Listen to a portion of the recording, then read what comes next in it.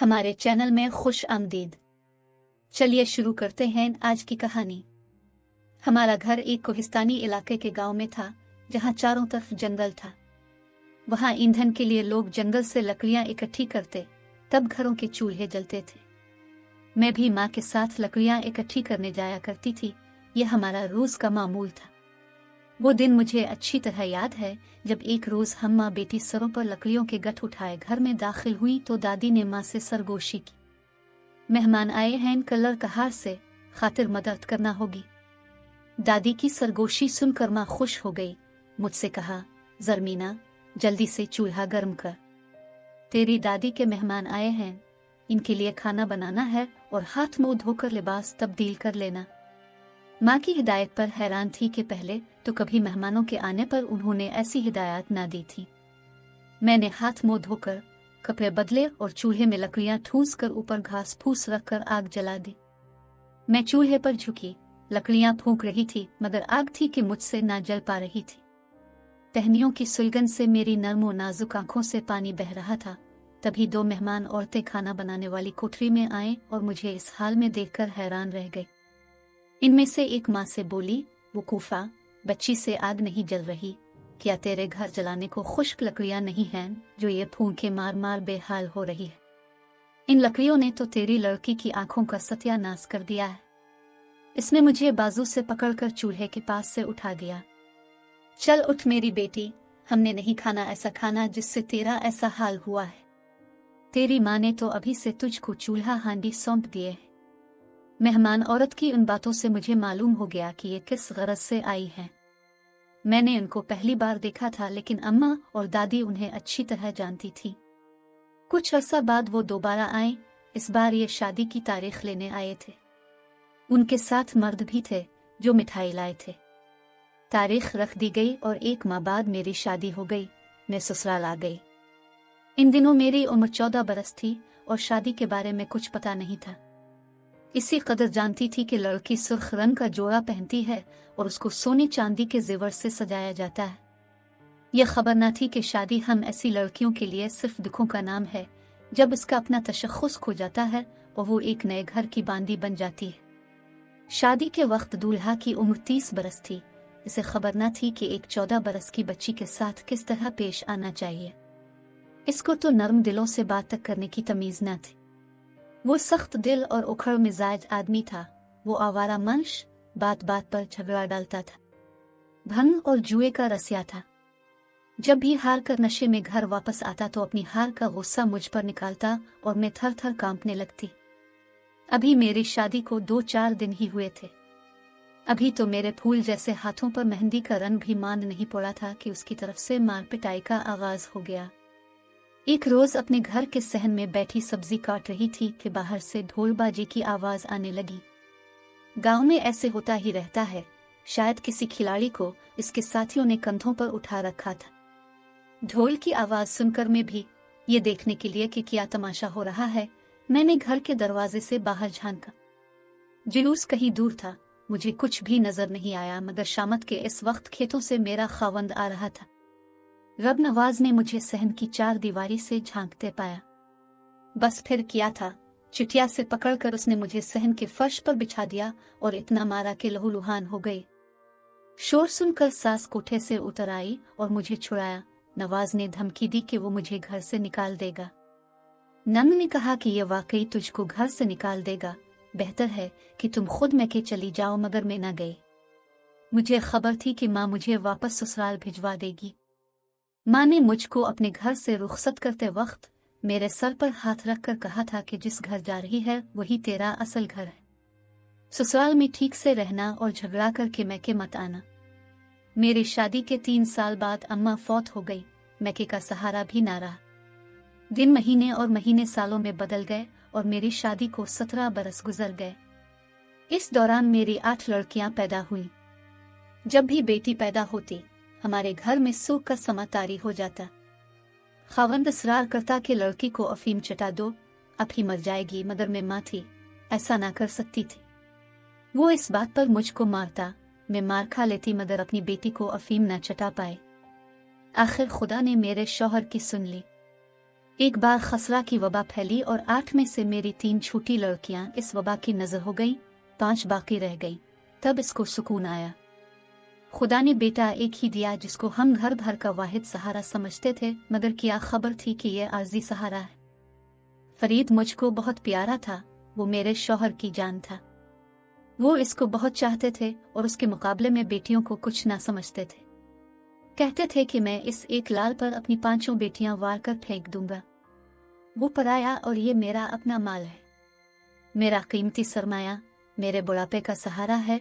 शायद कुदरत को उनका ये गुरूर और बड़ा बोल पसंद ना आया कि इसने मेहरबान होकर जो नया फूल मेरी झोली में डाला था, एक दिन भरी दुनिया की भीड़ में कहीं खो गया। मेरे शौहर ने ही नहीं, मैंने भी गुरूर किया था और एक बेबस औरत की हंसी उड़ाई थी, जो एक रोज सफर से थकी हमारे घर 2 घड़ी को पना लेने आई थी और मुद्दत से अपने खोए हुए बच्चों की दीद को तरस रही थी। ये एक बूढ़ी औरत थी और उसका असल नाम राम प्यारी था। एक दिन दरवाजे पर दस्तक हुई। मैंने दरवाजा खोला। सामने तकरीबन 70 बरस की एक औरत खड़ी थी। कहने लगी, लंबे सफर से थक गई हूँ, प्यास लगी है, क्या पानी पिला दोगी? हाँ, अंदर आ जाओ। मैंने घड़े से गिलास भरकर पानी दिया। वो वाकई बेहद प्यासी थी, गटागट पी गई। गर्मियों के दिन और भरी दोपहर थी। मुझे वो मुसाफिर लगी। पूछा, कहाँ से आ रही हो? कहने लगी, बताती हूँ, दम ले लूं। खाना खाओगी? वो खामोश हो गई। मैं उसकी खामोशी की जबान को समझ गई और खाना लाकर उसके सामने रख दिया। इसने हाथ मुंह धोया और अपने दोपट्टे से हाथ पोंछकर खाना खाने बैठ गई। जब उसने खाना खत्म कर लिया, तब मैंने फिर से सवाल किया, कहाँ से आई हो और कौन हो तुम? कहने लगी, अब तो मुसलमान हूँ, पहले हिंदू थे। क़याम पाकिस्तान से पहले मैंने एक शख्स महाबत खान से शादी कर ली थी और इस्लाम कबूल कर लिया था, जिसका मेरे भाई पर काश को बहुत दुख था। ताहम उसने मुझसे नाता ना तोड़ा और ना ही बुरा भला कहा, मगर नाराज़ी को एक सांप की तरह दिल ही दिल में पालता रहा। अल्लाह ने मुझे एक बेटा और एक बेटी दिए। बेटे का मैंने इस्लामी नाम इरशाद खान और बेटी का जरीना रखा। मेरा भाई चूंकि मेरी गैर मजहब शख्स से शादी पर नाखुश था, उसने मुझे सबक सिखाने को मेरे दोनों बच्चों को एक रोज चुपके से फिरोजपुर पहुंचा दिया। मैं समझी कि मेरे बच्चे गुम हो गए हैं। पिटती रह गई, मगर बच्चों का कोई सुराग ना मिला। कुछ अरसा बाद मेरा भाई प्रकाश मुल्तान वापस आ गया और मेरे बच्चों बारे दरियाफ्त करने पर उसने लाइल्मी का इजहार किया। मेरे शौहर ने भी हिंदुस्तान का कोना कोना छान मारा, मगर बच्चों का कहीं सुराग ना मिला।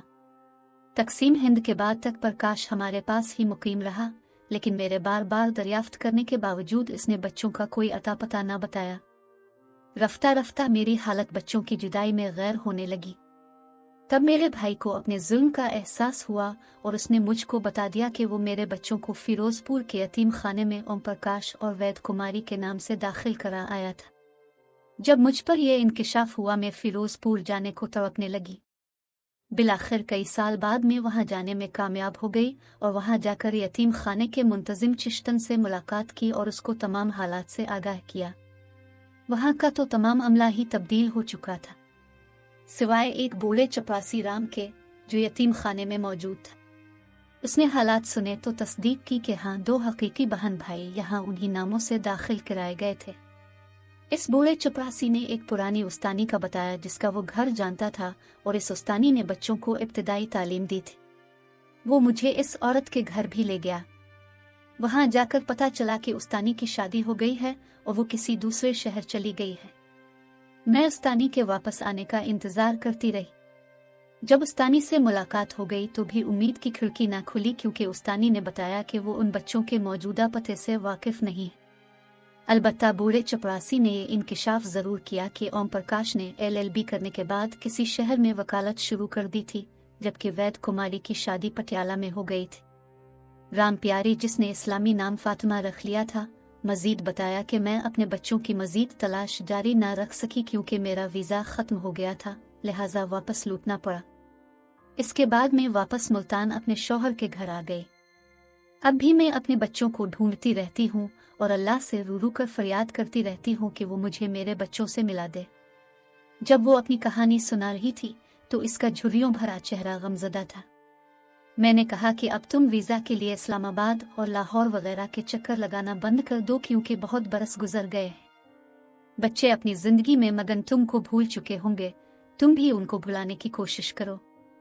वो अब तुमको नहीं मिल सकते, और रोज रोज दूसरे मुल्क का वीज़ा हासिल करना भी आसान नहीं है।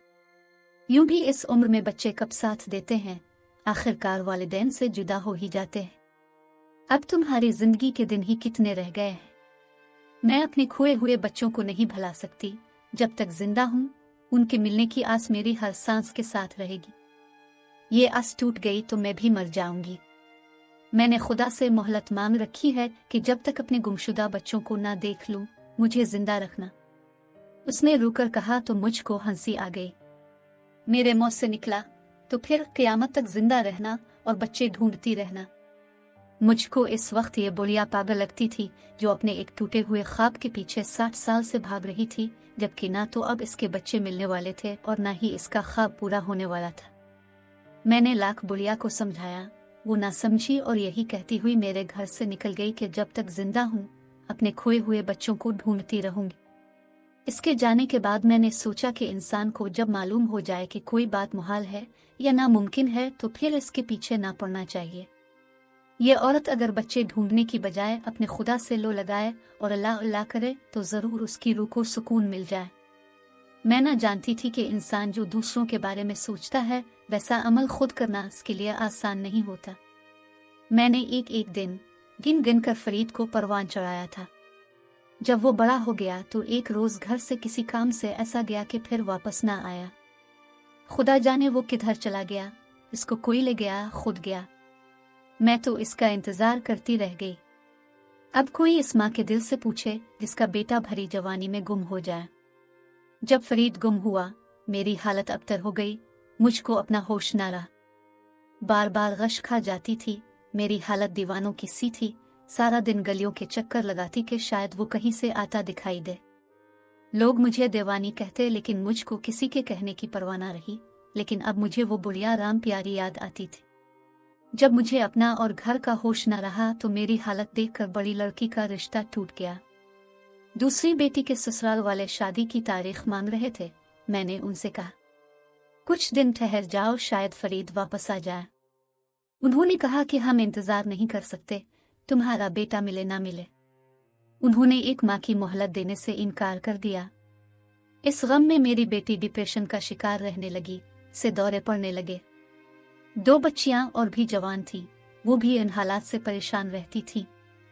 शौहर बेटे की जुदाई के गम में नशा ज्यादा करते, आखिरकार चल बसे। घर में कमाने वाला कोई ना रहा। जेठ राशन ला कर दे देता तो हमारा घर चलता। बाकी तमाम रिश्तेदार, बहन भाई सभी ने साथ छोड़ दिया। वो कहते कि अब बेटे की तलाश, इससे मिलने की आस छोड़ दो, नॉर्मल होकर अपना घर संभालो। बाकी बच्चियों को देखो, उनके फराइज अदा करने हैं। अब बेटा तो तुम्हारा रहा नहीं, जिसकी कमाई की उम्मीद थी। जब फरीद गुम हुआ, वो एक वर्कशॉप में काम करता था। कहता था, मैं तरक्की कर लूंगा, अपनी वर्कशॉप बना लूंगा, तुम्हारे दुख दूर हो जाएंगे। अचानक गायब होकर जिंदगी का ऐसा बड़ा दुख दे गया कि जब तक जिंदा हूँ, इस बुढ़िया राम प्यारी की तरह भटकती रहूंगी और अपने लख्त जिगर को ढूंढती रहूंगी। इसके ढूंढने में पहले तो बहुत लोगों ने साथ दिया, तसल्ली भी देते थे, लेकिन अब हर किसी ने किनारा कर लिया। मुझे समझाते कि अब बेटे को ढूंढना तर्क करो और उसके मिलने की आस में अपना वक्त जाय मत करो। मिल जाएगा, छोटा बच्चा नहीं है, बड़ा है, समझदार है, इसे मिलना हो तो राब्ता कर सकता है। अगर खुदा ना खास्ता इस जहान में नहीं है, किसी सानिए, किसी हादसे का शिकार हुआ है, तब भी तो इसको ढूंढना बेकार ही है। जो इस जहां से चले जाते हैं, वो फिर कब मिल पाते हैं। मुझे लोगों की ऐसी बातें बहुत बुरी लगती हैं, बहुत नागवार गुजरती हैं। मेरी बेटियां भी अब मायूस हो चुकी हैं। कहती हैं कि माँ फरीद का ख्याल दिल से निकाल दो, वो अब कभी नहीं आएगा। लेकिन मेरा दिल नहीं मानता, मेरी आस नहीं टूटी। अब तक भी मैं फरीद के मिल जाने की आस में जी रही हूँ, हालांकि उसे गुम हुए 40 बरस गुजर चुके हैं। लेकिन इस बुढ़ियाराम प्यारी की तरह मैं भी अपने रब से यही दुआ करती हूँ कि ए अल्लाह, मुझे इस वक्त तक जिंदा रखना जब तक कि मैं फरीद को देख ना लूँ। अब सोचती हूँ कि बच्चों के मिलने की आस एक माँ कभी नहीं छोड़ सकती। खबर नहीं कि इसके बच्चे उसे मिले कि नहीं मिल सके, लेकिन मुझको आज भी उसके चेहरे की झुर्रियों में ममता की आस का अक्स पहले दिन की तरह याद है। महल्ले के लड़के और फरीद के दोस्त कहा करते थे कि माँ गम ना कर, अगर फरीद नहीं है हम तो हैं, इसकी जगह हमको बेटा बना ले। मगर किसी को भी मैं इसकी जगह ना दे सकी, क्योंकि वो मेरी कोख से पैदा हुआ। मैं किसी और को इसकी जगह नहीं समझ सकती कि माँ की ममता को कोई नहीं हरा सकता सिवाय मौत के, और मौत तो मुझे अपने वक्त पर ही आएगी। नाजरीन, वीडियो अच्छी लगे तो लाइक करें, चैनल को सब्सक्राइब करें और दुआओं में याद रखें। अल्लाह हाफिज।